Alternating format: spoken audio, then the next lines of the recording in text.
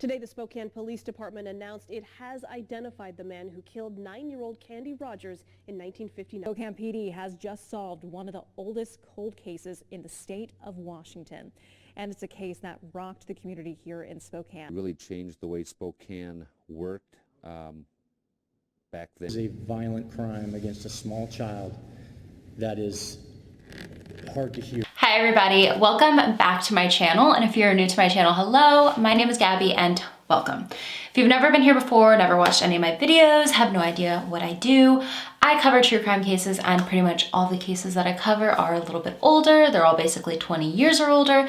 So if that's something that you might be interested in, maybe go down below, click that subscribe button, and also make sure to turn on the post notifications to be notified every time that I upload. So like I said in my last video for the month of January, we are going to be covering cases that were recently solved in the year of 2021. The case that I have for you all today, it's one that I had never heard of until after it was solved, and it has been requested for me to do this case quite a few times. Somebody even on my last video requested for me to do it, and I was basically just like it might be coming up soon. But it's one that after I started diving into it, I wanted to make sure that I did the best research that I possibly could do on this video, because there's many different aspects to it. And before we get into it, I do have to say that it's very intense. It is a case that has to do with a child, and these are some of the hardest for people to cover, like myself, because they're just extremely heartbreaking. But it's not only one child, because there are other suspects brought up in this case that did other things to other children. So there's just a lot of talk about horrible things happening to children. So I do want to make that very clear before we get into this case. But today we are discussing one of the oldest cases from the state of Washington. At one point, it was literally called the Mount Everest of cold cases. This is the solved case of Candy Rogers. Candace Elaine Rogers, who most often went by her nickname Candy, so I'll be calling her that for the remainder of this video, was born on July 18th of the year 1949 in Spokane, Washington, to parents Elaine and Carl Rogers Jr. She was an only child, just like her mother. In the year 1959, she was just 9 years old and in 4th grade at Holmes Elementary School. She was a kind-hearted and loving little girl who deserved more out of life than to be the victim of a horrible crime. Candy Rogers, like any child, she had a lot of things that she enjoyed in life, but most of all, she was extremely passionate about being a campfire girl. Now, campfire girls. It began in 1910, and it was created by Dr. Luther Halsey Gulick and his wife, Charlotte Vetter Gulick. And basically, their entire goal was to create an outdoorsy group for young girls, similar to the ones very popular for young boys around that time. On their website, they claimed they wanted to, quote, guide young people on their journey to self-discovery. Campfire Girls was the first multiracial, multicultural, and non-sectarian organization for girls. But then in 1975, they actually decided to expand, and they decided to let young boys also be a part of the group, and the group changed the name officially to just Campfire. And still to this day, the organization is pretty much thriving. Young Candy Rogers was proud to be a campfire girl, and in early March of 1959, it was time to start selling some candy to help raise money for the group. This is something very common among groups like this, still to this day, but in today's time, it's done a little bit safer. You'll see Girl Scouts outside of your local Walmart selling boxes of cookies, or your coworker will come in to work and say that their daughter or son is selling some sort of snacks to earn money for a trip. In today's time, it isn't really a door-to-door thing anymore, but back in the day, it definitely was. Children would bring what they were selling and go door-to-door around their neighborhood, seeing if anyone wanted to buy what they were selling. Yes, it was a great way to better earn money and spread the word, but it was and still is extremely unsafe because you never know whose door you'll be knocking on. You never know what type of person might answer. On March 6th of 1959, Candy went to school. She came home from school, played with her beloved dog, ate an oatmeal cookie, and then she was going to head out to sell mints for her Campfire Girls group. She left her home at around 4 p.m. that day. She was going door to door around her neighborhood with the mints that she was selling. She was born in Spokane, Washington, like I said, and she was still living in that area at this time. Her Spokane, Washington neighborhood seemed like a safe one, which is why her family let her go out selling door to door. Her loved ones never expected that their worst nightmare would become a reality when it had been hours and hours and Candy still had not arrived back at her West Mission Avenue home from selling her mints. Her mother, grandfather, family friends, and some neighbors all started looking around the neighborhood for Candy. At the time, her parents were divorced, so her father was not immediately there at the beginning of the search, but he quickly joined in. They phoned the authorities because they knew something had to be terribly wrong at the very beginning because they couldn't find Candy anywhere close by the home. Candy was a well-behaved child and she knew to come back home and she knew not to wander too far away from home. She knew not to let her loved ones worry. Pretty much within no time, the search for Candy Rogers became one of the largest missing person searches in the history of the state of Washington, especially the area of Spokane. They had never really seen anything like this before. An official search for Candy began that night that she went missing at around 8 p.m. The search, it grew and grew, and within no time, hundreds and hundreds of officers and volunteers from the community were out day and night searching for the little girl, hoping to find at least something that would help them eventually locate her. The Spokesman Review reported at the time that there was a 24-hour, 7-day-a-week search being conducted, and they had every available police officer, detective, and sheriff's deputy out looking for the 9-year-old. They also had former Bishop of Spokane, Bernard Topol, and Episcopal Bishop Russell Hubbard talking to any media outlet in the area and begging people from the public, anyone from the public, to come forward that had any information regarding the girl's disappearance. One of the very first things done was speaking to neighbors to see if anyone had seen her, and some people claimed to have seen her out walking door to door with her mints the night that she vanished, but that wasn't much to go off of. The search grew even larger because not only were people on foot searching for her, but people were driving around in their car, riding on horseback, and even going up in helicopters to cover a larger area of land. They could not find her anywhere. And the search done for Candy also turned into its own tragedy when only a day after Candy's disappearance on March 7th, 5 men flying a Fairchild Air Force Base helicopter looking for her crashed into a power line. If you take this story and just set it aside from Candy's case itself, it's very sad in general. The helicopter spiraled and landed in the water below, which was the Spokane River. 3 of the 5 men on the helicopter died, which was Airman Marlis D. Ray, Sergeant William A. McDonnell, and Lieutenant Kenneth G. Fautek. They were all killed in the crash, and only a day after this little girl went missing, this tragedy also struck the area of Spokane. So basically, while this entire area is trying to help in the search for Candy Rogers, they also have to go through the grieving process of these 3 men who were, very liked in the community. They all died in a horrible way while taking time out of their lives to help in the search for the girl in the area that was missing. It was just extremely devastating. But back to the search for Candy. During the final week for the search for Candy, there were over 1,200 people out searching for her, which I've researched a lot of missing persons cases, and that is an insane number of people. This is one of the largest searches I've ever heard of, and I've been researching older cases for a while now. This was 1959, and basically at the time, all they could do was gather as many people as they could and just hope to find something, because it didn't seem like anyone from the public was really coming forward with any firsthand information to help in the investigation. Don't get me wrong, there were many tips, over 750 of them, but they were all from people that really had no true connection to the case. It was mostly people who would call in and they would say, you know, I heard this or I heard that. It was all like hearsay. Or they would say that they were psychic and that their psychic abilities told them this or that happened. Barely any tips were really brought forward to authorities that made them look further into those tips because they thought that they were promising.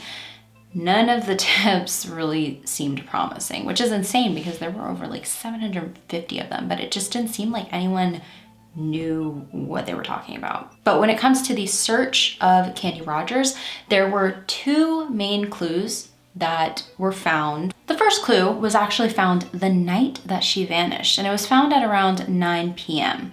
And this was 6 boxes of the exact mints that Candy was selling the night that she vanished. These 6 boxes had been scattered around Petite Drive, which was the street right off the street that she lived on.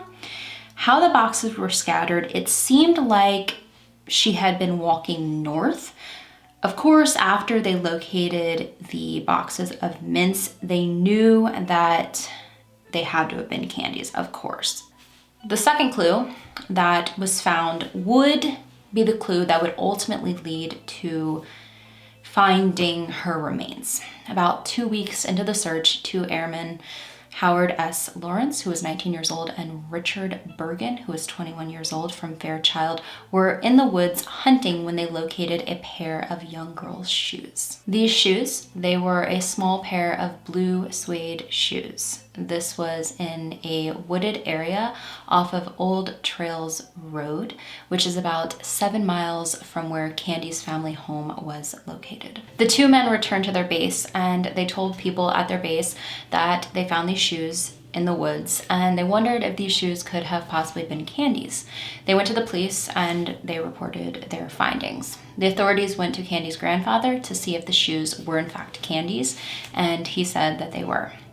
It was very late, but pretty much as soon as they found out that they were Candy's, they decided to go searching in the area where the shoes were found. On March 22nd, 1959, a search party set out in the hopes of finding something else in relation to Candy's case, but what they would end up finding would stay with them for the rest of their lives. About 130 feet off of Old Trails Road, the body of Candy Rogers was finally found. A patrolman spotted a knee sticking out from under some brush and pine needles. He lightly brushed them away.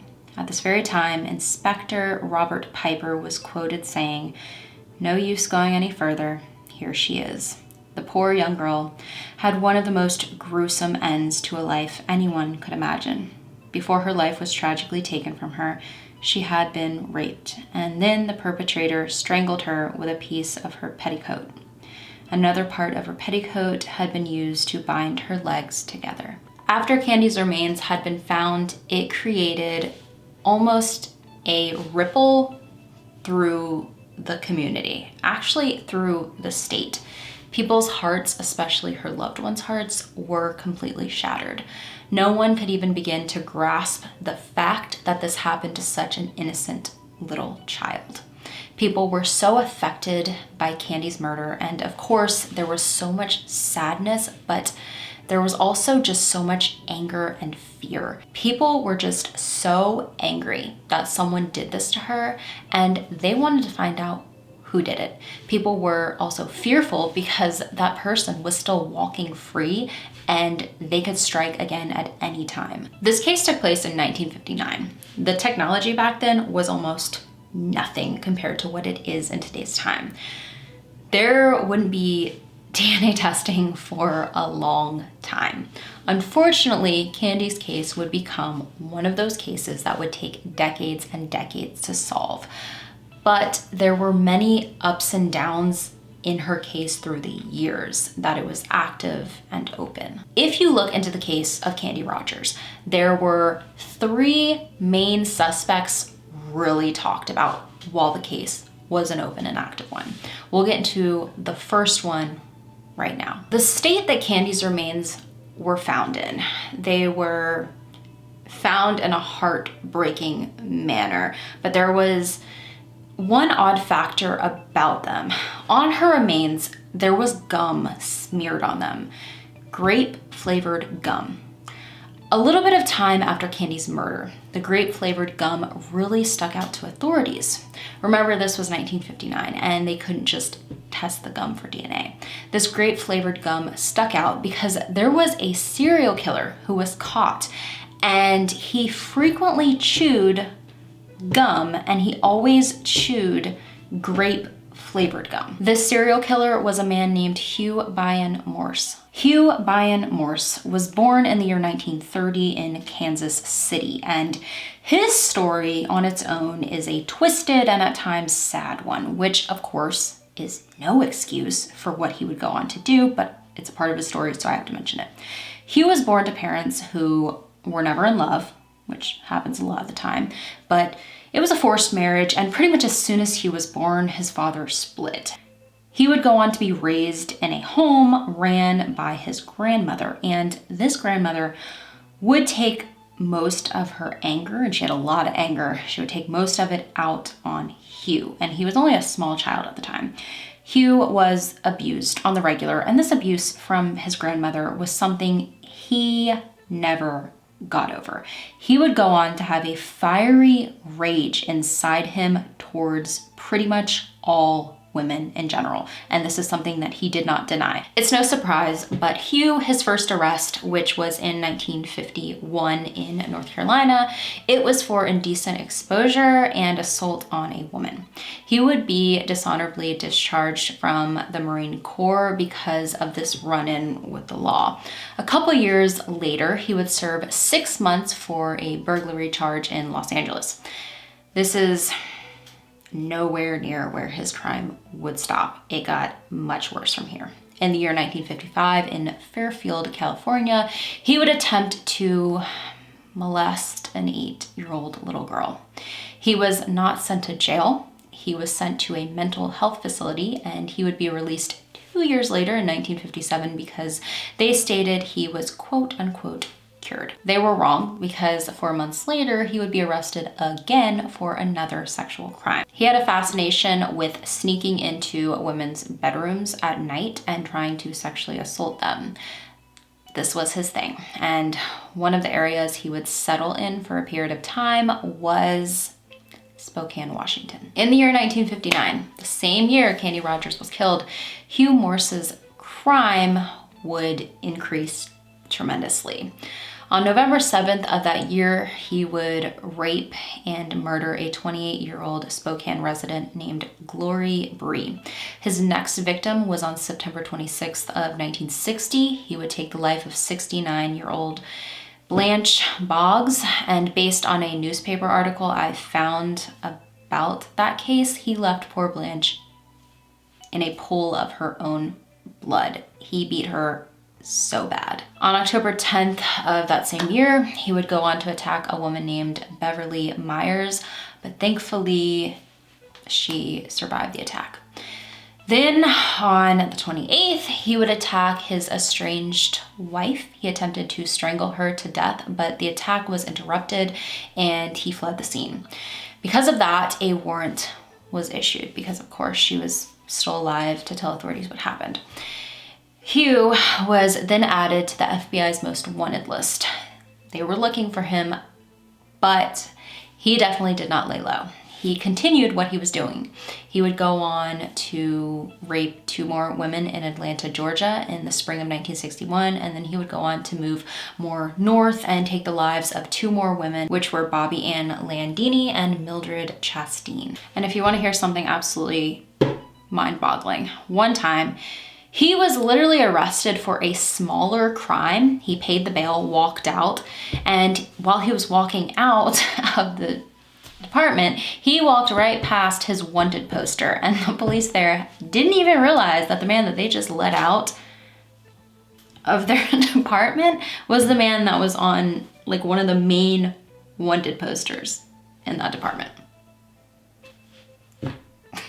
from his last crime that we talked about, he would go on to drift around the country, working odd jobs and posing as a door-to-door salesman. He would go on to rape and strangle another woman and molest another young girl in an alleyway. The FBI started receiving tips from the public of where Hugh may be, and they tracked him down at the home that he was rooming at, and they finally put him behind bars for good, and he was sentenced to 2 life terms in the state of Minnesota. For most of the time that Candy's case was unsolved, so many people, even people in law enforcement, truly believed that Hugh was the man who did it.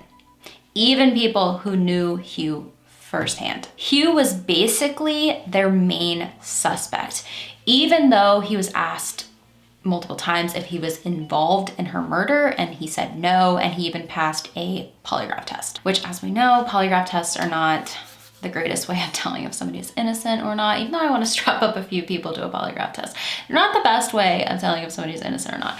But I do have to mention that he did pass one. Before I started researching into Candy's case, I had never heard of Hugh Morse ever in my life. Serial killer I had never heard of, but horrible person, disgusting man. Who even knows how many other women and girls were sexually assaulted, hurt, or even killed by this literal trash bag of a person? But he died behind bars in the year 2003. His DNA was finally tested in relation to Candy's case, and it proved that he was not the one responsible for her murder. Even though now we all hate Hugh Morse here on my channel, and hopefully he's rotting in hell somewhere, he wasn't responsible for the murder we are discussing today, which so many people through the years truly believe that, like I said before, he was the one responsible. So when it was made public that he wasn't their guy, it really shocked so many people. It shocked them and also saddened them because he wasn't the one responsible. So that means that they have to go back and they gotta go back to the drawing board. They're back at square one. They gotta try and figure out who was responsible for Candy's murder. The next suspect was someone who we're not going to get into an entire backstory about, but he just looked a little suspicious due to some information surrounding him. This man was 50-year-old Alfred Graves. He lived in the area, and strangely, the exact day that Candy Rogers' body was finally found, he committed suicide. It just looked odd to people, and also to add to the suspicion, he had been accused of inappropriate contact with women. And to add to all this, when police searched his home, they found a bunch of articles cut out of newspapers, and all these articles had to do with rapes of women and young girls. Yeah, what the hell? Then police also found rope and bobby pins in his vehicle. It just looked weird, and he was someone definitely looked at as a suspect in Candy's case, but there was never any solid evidence to tie him to her murder. And based on all my research, they never tested his DNA to the DNA that they had on file when it came to this case. The third suspect, and the last one we'll be talking about today, was a man named James Howard Barnett. He was 49, and he also took his life, but the year was 1960, and it was right after he was arrested for alleged crimes, sexual crimes against a child. Again, no real evidence to tie him to Candy's murder, but he was kept on the list of suspects, and even his widow stated before that she believed he was the one responsible for what happened to Candy. In the end, though, none of these 3 men would be the man truly responsible. For over 6 decades, the murder case of Candy Rogers would haunt the area of Spokane and weigh heavy on the hearts of anyone who loved her or was involved in trying to solve her case. This case, it really changed Spokane, Washington, and that is even just an understatement. Before her murder, parents viewed the area as safe. Safe enough for their child to play outside for long hours. Safe enough for their child to walk to school by themselves. Safe enough for their child to sell mints door to door. And it wasn't like that afterwards. After Candy's murder, parents became hyper-focused on protecting their children at all costs. The freedom children had before had come to an end. It was, I'll be picking you up from school. Don't walk alone, I'll drive you. No more playing outside without an adult around. Things changed in the area drastically. And it stayed like this for a very long time. Now, seasons changed, years turned to decades. Spokane's unsolvable case, it would eventually be solved. The man responsible for Candy's murder would be found out just last year in 2021, 62 years after the crime took place. In early of last year, the Spokane Police Department started learning about the new technology known as, can you all guess what I'm gonna say? Yep, genetic genealogy, which is the use of genealogical DNA tests, DNA profiling and DNA testing in combination with traditional genealogical methods to infer genetic relationships between individuals. We've discussed this method of technology so many times on my channel before. It is literally what helped discover who the Golden State Killer was, and they thought that that case was unsolvable. It has been being used so much lately to help solve cases that were considered unsolvable. Since Candy had been raped, they were able to obtain a semen sample, DNA, from her body. They decided to send the semen sample that they had on file over to Othram Labs, which is located in Texas. Othram specializes in forensic genealogy. One thing about Othram is they specifically like to take on cases where the DNA is declared by other labs as being not good enough to test. That was really a huge part of the issue with this case. The DNA of Candy's killer on file, it was old, and another lab didn't even want to deal with it. This other lab that declined to work on this case said that the DNA was too degraded to work with, but Othram took on the challenge. They created a DNA profile and they put the DNA of the killer into a genealogy database to see if they could locate any of the killer's blood relatives in the system.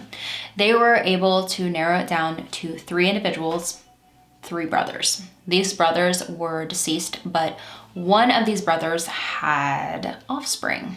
The one who had offspring had a daughter, and this daughter, Kathy is her name, would end up helping to solve a cold case that was over half a century old. When this daughter was contacted by authorities, she was obviously in shock, but she dropped everything to help authorities in their investigation to find this little girl's killer. She willingly gave them a sample of her DNA to test. The results came back, and the results stated that her DNA was 2.9 million times more likely to be related to the killer's DNA than the DNA of anyone in the general population. With this information on hand, the Spokane Police Department requested to be able to exhume the remains of this woman's father to test his DNA directly against the killer's DNA that they had on file. He was actually laid to rest in the same cemetery as Candy. That gives me chills. Now, they were granted permission to obtain his DNA and they conducted the DNA test. The results came back and it was a match. Her father, the man who was responsible for taking Candy Rogers' life all those years ago, was a man named John Ray Hoff.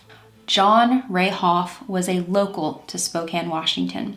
He entered the Army at 17 years old. He was only 20 years old at the time of Candy's murder. At the time of Candy's murder, he only lived about a mile away from her home. And he definitely didn't have a clean record. John Ray Hoff, he of course did what he did to Candy, but only 2 years after Candy's murder in 1961, he would go on to sexually assault a woman. He removed her clothes, tied her up, and strangled her. Pretty much exactly what he did to Candy, but this woman would actually survive, and he would only spend 6 months in prison for what he did. due to his conviction, he was obviously discharged from the Army. He would go on to be employed as a door-to-door salesman. Obviously, this was a pretty poppin' job at the time. And he would also work at a lumber yard and a meat packing plant. And at this plant, he would eventually suffer a pretty severe chemical burn to his face, which I gotta say he deserved. He would go on to have a family of his own, and then he would commit suicide in the year 1970 at the age of 31. I don't think I've ever covered a case on my channel that has included so much sexual assault, murder, and suicide. This is definitely one of the heaviest cases that I've covered for sure. Of course, Candy's remaining family members, she still has a few cousins still in Spokane. They were happy to hear that her case was finally solved, but because it took so many years to solve, many of Candy's loved ones have since passed away.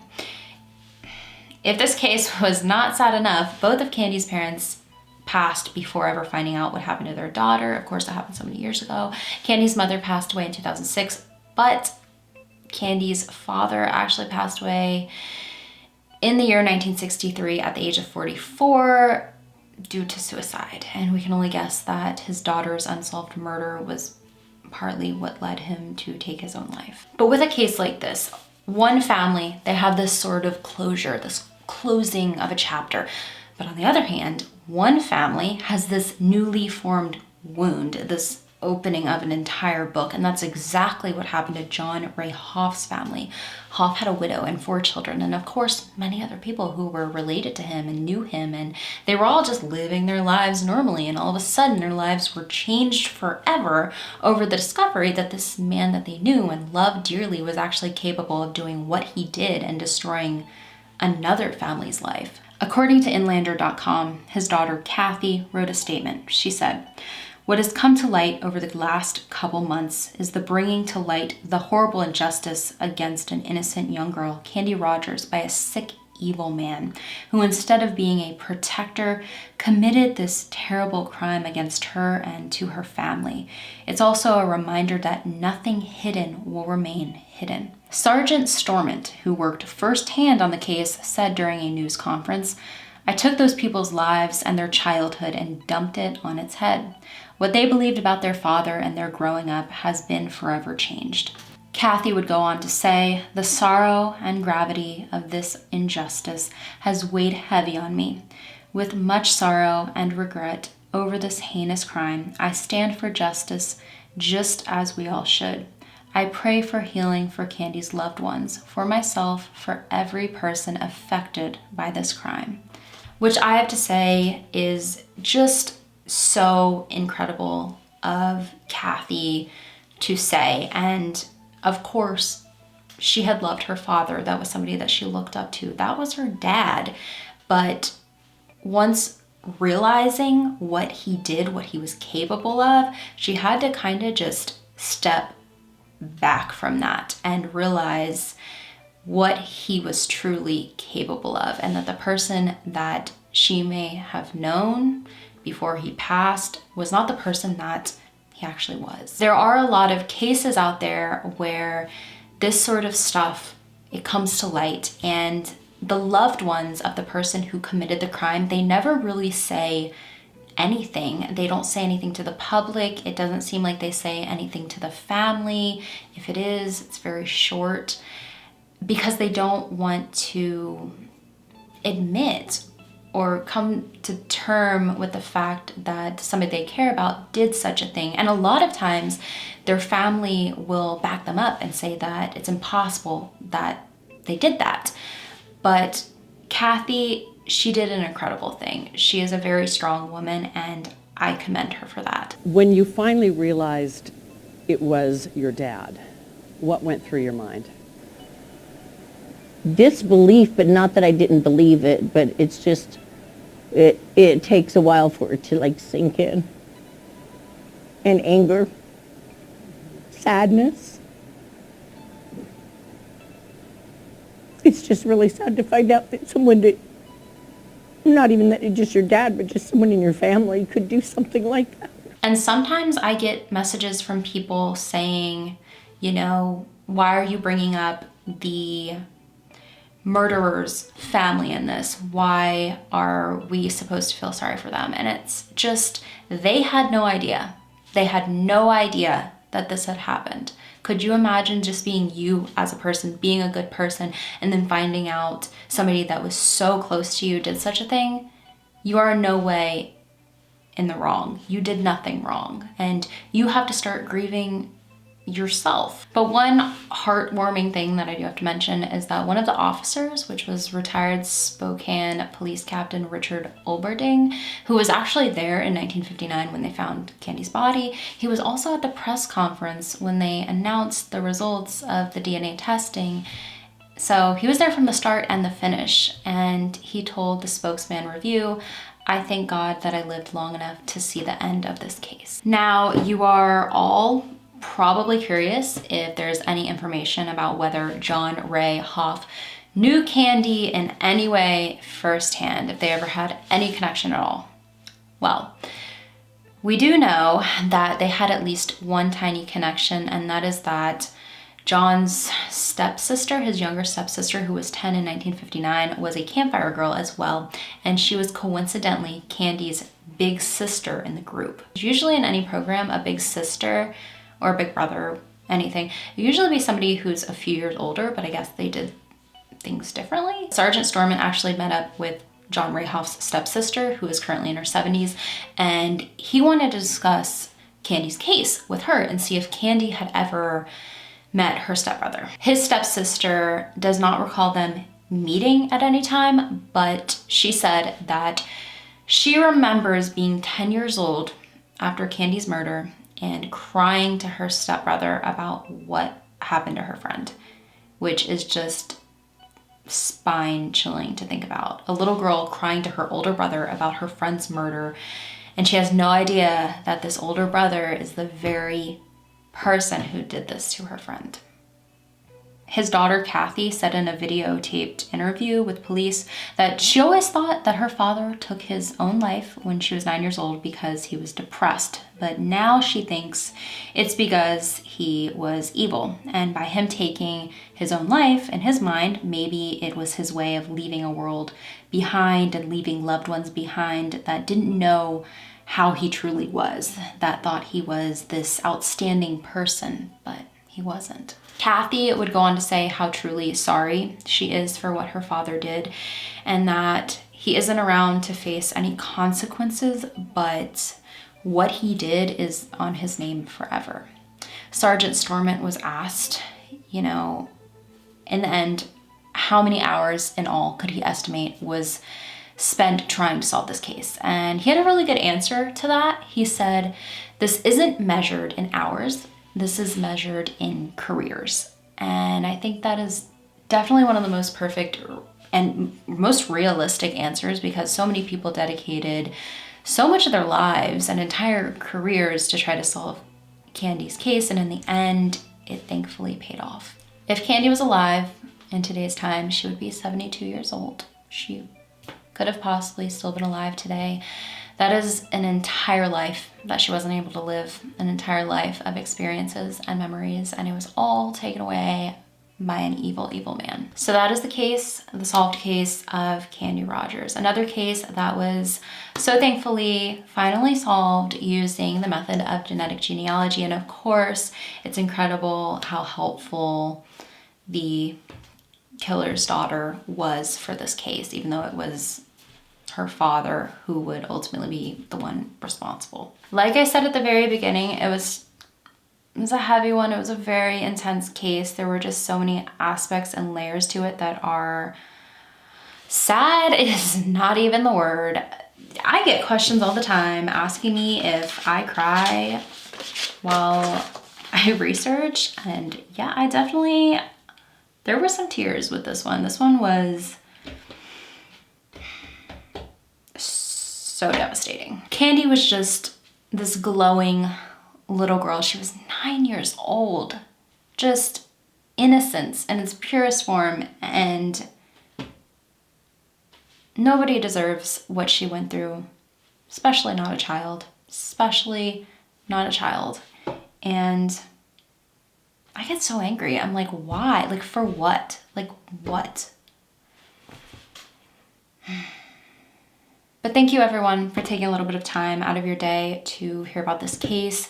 And of course, this month, like I said at the very beginning, I'm going to be covering cases that were solved just last year. So if there's any cases that you want me to cover that were solved in the year of 2021, make sure to put that down below in the comments of this video, or you can always send that to my email for my case requests, which is gabulosiscaserequests@gmail.com. And with all that being said, I hope you all have an amazing day or night whenever you're watching this, and I will see you all in the next one.